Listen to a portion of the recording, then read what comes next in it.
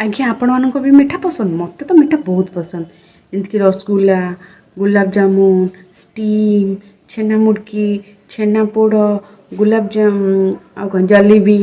रहा मन संदेश जहाँ भी लड्डू लड्डू तो बहुत बढ़िया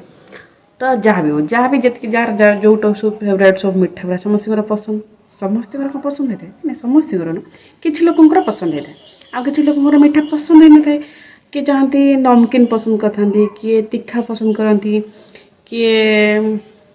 जहाँ भी हो किए जमती कम पसंद करते किए टे खट्टा पसंद करते किए चाहती कि रसगुल्लाटा एत मीठा न हो कि तीखा होते भल होता किए टे नमकीन टिके लुण और टे सल्टी होते भल होता किए टे खट्टा होते भल होता टे इमली पड़ते भल होता तो समस्त टेस्ट अलग अलग माने कि रसगुल्ला भाया जिनस सेटा भी एत मीठा सेटा भी जनकर पसंद नुह समस्त टेस्ट सामान नुह ना तेल आम केमती भाविया जे समस्ते गोटे टाइप मनुष्य को पसंद करेंगे आम समस्त जिते भल चेष्टा कले भी भल भाविले भी कि समस्त आमको पसंद करे किसी ग्यारंटी अच्छे किसी भी ग्यारंटी ना जो मैंने आमको पसंद कर ठीक अच्छे आ जो मैंने पसंद न कर ठीक अच्छे से मैंने आमको डिस्टेंस रही पारे आम तो सेमती नुह जी आमको पसंद न कर ठीक अच्छे से डिस्टेंस रुहतु आदि रसगोल्ला भाया जिन जब पसंद जनक न आसला रसगोल्ला कौन गुण बदल कि आम थोड़ी ना चेंज हवा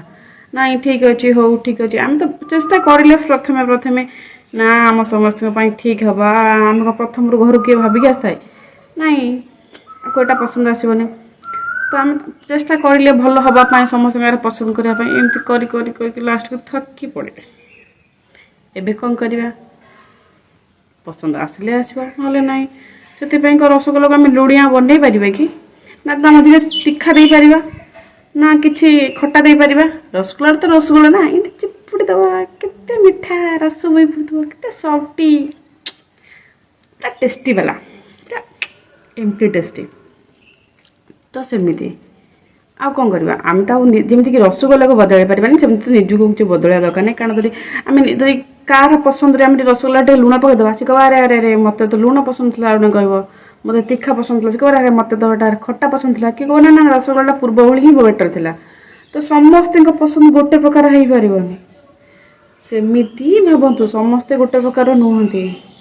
तो एडजस्ट करा पड़े समस्ते कि तुम्हें एडजस्ट कर एडजस्ट करेंगे